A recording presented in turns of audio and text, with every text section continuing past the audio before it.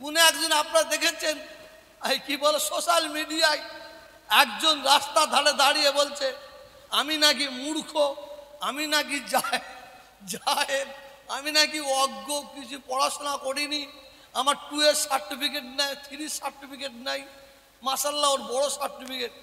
একদিন আমার রাস্তার ধারে দাঁড় করিয়ে দেখবে, আপনি দাঁড়ান আপনার জিপটা দেখবো, তৃণমূলের খেতে খেতে কত জিপটা মোটা হয়ে গেছে। এখন দেখছি সেই মাল দেখছি একদম পাচারটা আরম্ভ করে দিয়েছে। তৃণমূল পার্টি করবেন করতে পারেন, কংগ্রেস করবেন করতে পারেন, সিপিএম করতে পারেন, আমার প্রতিবাদটা একটাই, তুমি আমার পীর বংশের আওলাদ হয়ে, তুই পীর বংশের আওলাদ হয়ে পার্টি করছো করো।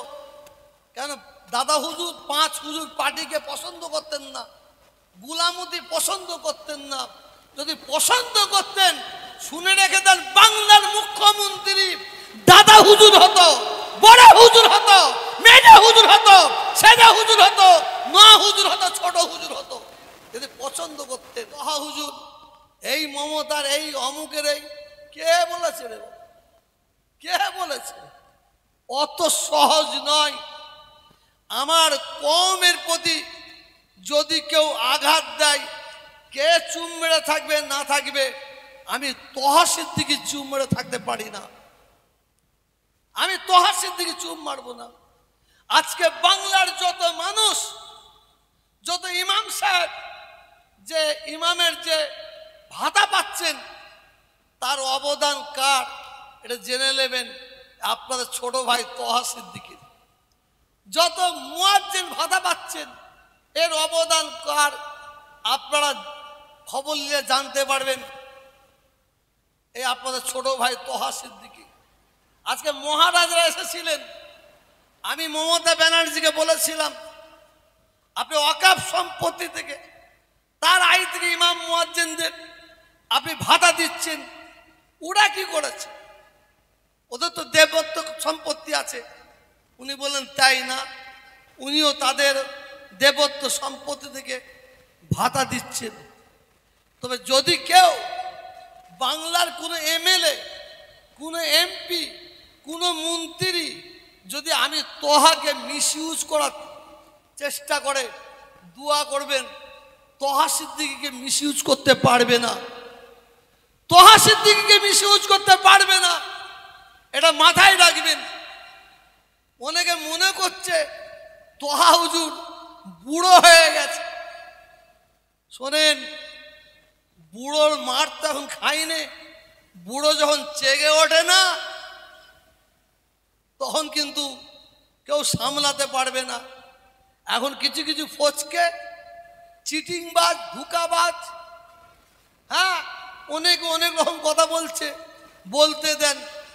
কোন একজন আপনারা দেখেছেন এই কি বলে সোশ্যাল মিডিয়ায় একজন রাস্তার ধারে দাঁড়িয়ে বলছে আমি নাকি মূর্খ, আমি নাকি জাহেল, আমি নাকি অজ্ঞ, কিছু পড়াশোনা করিনি, আমার 2 এর সার্টিফিকেট নাই, 3 সার্টিফিকেট নাই, মাশাআল্লাহ ওর বড় সার্টিফিকেট।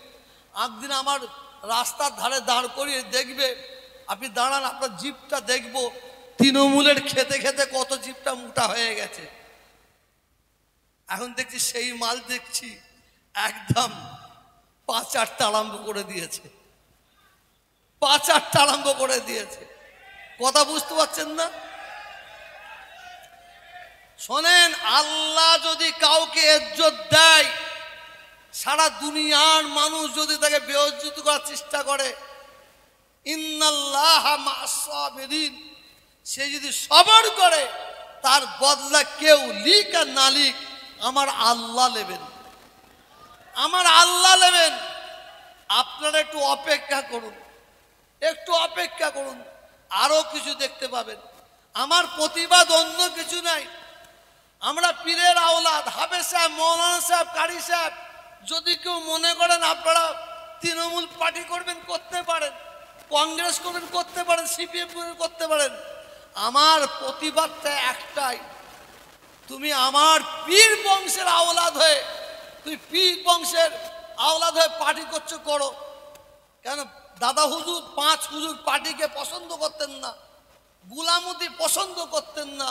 যদি পছন্দ করতেন, শুনে রেখে দেন, বাংলার মুখ্যমন্ত্রী দাদা হুজুর হতো, বড় হুজুর হতো, মেজা হুজুর হতো, সেজা হুজুর হতো, মা হুজুর হতো, ছোট হুজুর হতো, যদি পছন্দ করতেন। আমরা সংখ্যালঘু, বাংলার আমরা সংখ্যালঘু, কিন্তু সংখ্যালঘু হলে কি হবে? আল্লাহ বলতেন তোরা দুঃখ করিস না, ব্যথা নিস না, তোরা সংখ্যালঘু হতে পারিস। শোন, বাংলার মুখ্যমন্ত্রী কে হবে না হবে সেই চাবিটা আমি সংখ্যালঘু তোদের হাতে তুলে দিলাম। আমরা যে ডানি পাল্লায় চাপবো, যার ডানি পাল্লায় চাপবো সেই মুখ্যমন্ত্রী হবে। এখন আমরা অনেকে আমাদের কমজোর মনে করেছে, বিজেপির ভয়, বিজেপির ভয়। কেউ যদি মনে করে বিজেপির ভয় দেখিয়ে যে মুসলমানদের ভোট নেবে, সে ভুল করবে, ভুল করবে।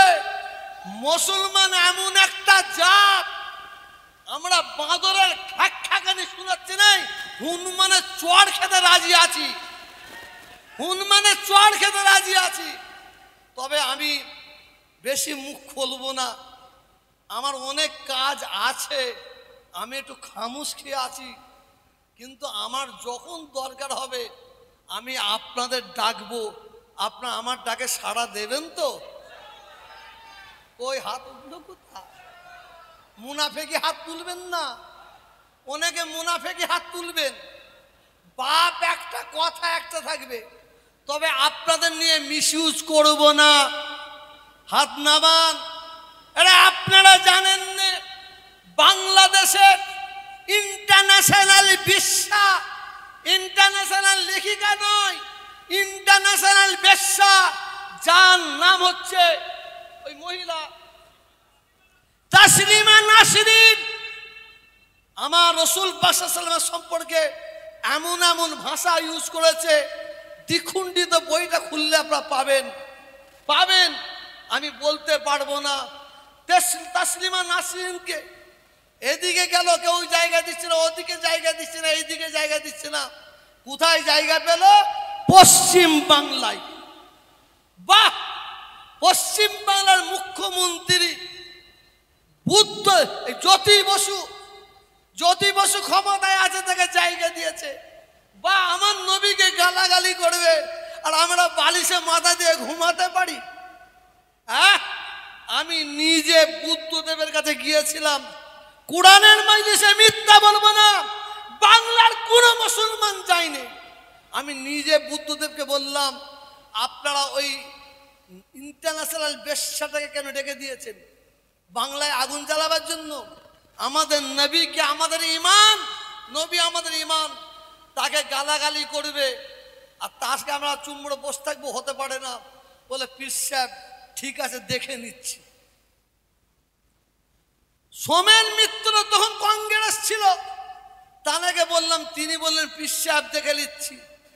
বিরোধী দলের নেত্রী মমতা ব্যানার্জি ছিল, তিনি বললেন দেখে দিচ্ছি।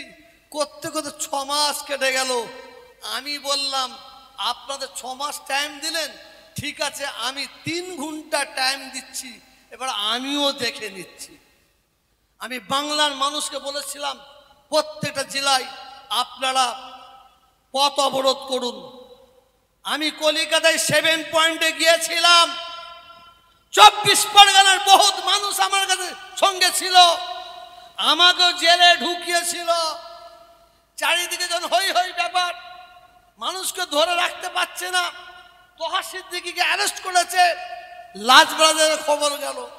24 পরগনা ওই পুলটির পাশে একটা জায়গা আছে, আমাদের হাফেজ সাহেব কোথা, সামলা, হাড়ুয়া, হাড়ুয়া, ওই জায়গার নাম কি, সামলা। ওখানকার প্রচুর মানুষ, তাদের সঙ্গে আমিও জেলে ঢুকলাম। এবার আমাকে ভরে দিয়েছে। হঠাৎ দেখি কয়েকজন পুলিশ অফিসার এসে বলছে তোহা সিদ্দিকী কে আছে? আমি ওদের বলছি খবরদার আমার নাম বলবি না, আমার নাম বলবি না। পুরো মনে করছে হুজুরের নাম বলে হয়তো আমাদের বের করে দেবে। তোহা সিদ্দিকী কে আছে? একজন বলেছে ওই তো। আমাকে বলছে আপনি বাইরে আসুন, আমি যাব না। আমি বাইরে যাব না, একটু আসুন, আপনি ভেতরেই থাকবেন, একটু কথা বলবো। ওরা আমাকে ধোঁকা মেরে বের করে নিল, বাকি সব ভরে দিল। আমি প্রতিবাদ করেছিলাম, আল্লাহ শকর, যেদিন প্রতিবাদ করেছি সেই দিন সন্ধ্যা বেলায় তাসলিমা নাসরিনকে, ওই বেশ্যা মেয়েটাকে বিশেষ প্লেনে করে নিয়ে যাওয়া হলো রাজস্থানে। প্রতিবাদ করেছি।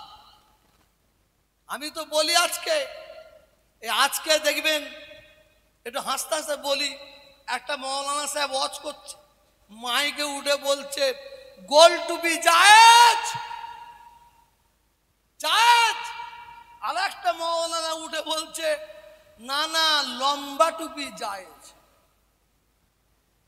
তারপরে আর একটা মৌলানা উঠে বলছে না না 5 কলি দিয়া টুপি জায়েজ। আর একজন জীবনে টুপি মাথায় দেয়নি, সে টুপিটা খুলে বলছে শালা টুপি মাথায় দেবো না। কথা বুঝতে পারছেন? টুপি মাথায় দেবো না। আজকে আমাদের মধ্যে যে তাবলীগ ফুরফুরা, আমাদের মধ্যে যে বেড়ালের দূরত্ব ছিল, আজকে সব ভিদাভেদ হয়ে লেগে আমরা অনেকটা এক জায়গায় এসেছি না আসিনি? এর জোরে বলুন। এই আমাদের এক জায়গার করার মূলে কে, এর অবদান কার জানেন? এর অবদান কার জানেন আপনারা? তোহা সিদ্দিকীর নয়, দাদা হুজুরের নয়, বড় পীর সাহেব হুজুরের নয়, খায়া সাহেব হুজুরের নয়। এই আমাদের তবলিগ ফুরফুরা দেওবন্দি আমাদের এক জায়গায় একটু কাছে আসার মূলের যিনি মেন ব্যক্তি, তার নাম হচ্ছে নরেন্দ্র মোদী, প্রধানমন্ত্রী নরেন্দ্র মোদী। কেন বললাম? বিড়াল কখন গাছে ওঠে, এটা জোরে বলুন। ঠেলাই পড়লে আজকে সারা ভারতবর্ষের মুসলমান মোদির ঠেলায় বলছে ভাই তুই তবলিগ করিসনি, তুই ফুরফুরা করিসনি, তুই বেড়ালি করিসনি, চলাই। তবে হ্যাঁ আমাদের কিছু জুজি মশলা আছে, সেটা আমরা আলেমে বুঝে নেব, আমরা আলেমে বুঝে নেব। বহু জায়গায় বলি আমাদের হাঁড়ি আলাদার হবে, কিন্তু লাঠিটা কিন্তু আলাদার হবে না ইনশাআল্লাহ। হাঁড়ি আলাদার করবো, লাঠি আলাদার নাই। অনেক চক্রান্ত চলছে যে তোহা সিদ্দিকী যদি দমাতে পারি, তোহা সিদ্দিকী যদি আমি বসিয়ে দিতে পারি, তাহলে এই দুটো একটা চালাকে নিয়ে মুসলমানদের যে মেরুদণ্ড ভেঙেছি আরো মেরুদণ্ড ভেঙে দেবো। আমি সব খুলে বলতে পারছি না, সময় আছে দেখুন, ফাঁকা মাঠে গোল দিয়ে লাভ নাই। যাক, বেশি সময় লব না। আপনাদের কাছে দোয়া, এই আজকে কোরআন তিলাওয়াতে আমাদের লাভ কি হলো, লাভ কি হলো, লাভটা যদি দেখতে চান ইনশাআল্লাহ মওতের পরে এই লাভের হক কিন্তু আমরা আল্লাহ তাআলার দরবার থেকে আদায় করবো। বলুন ইনশাআল্লাহ, এটা জোরে বলুন ইনশাআল্লাহ।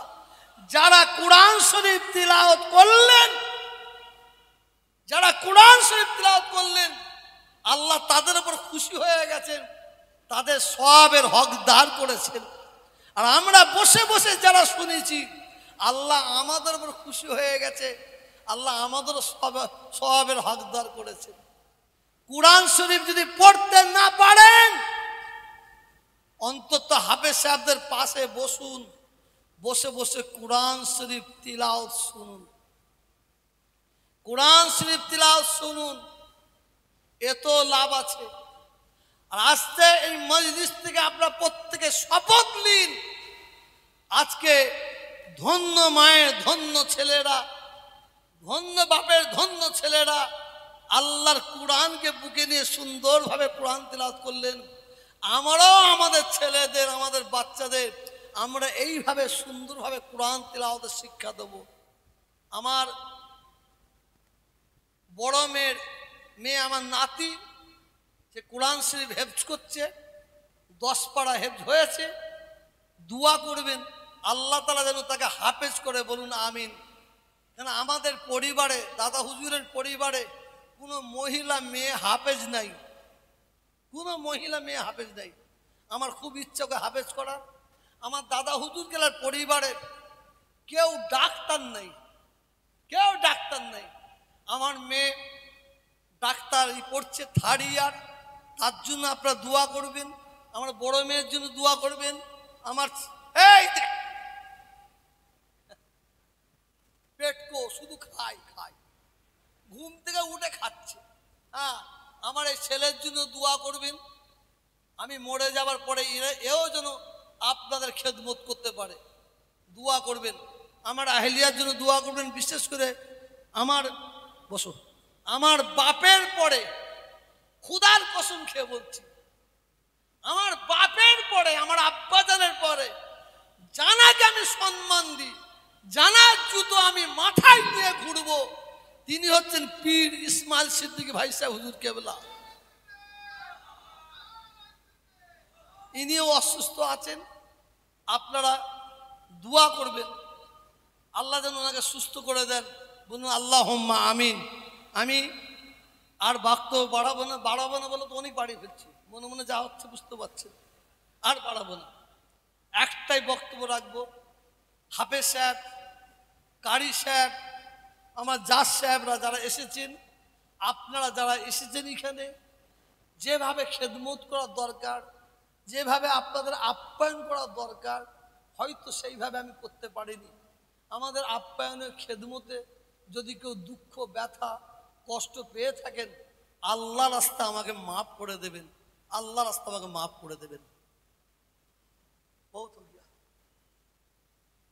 এই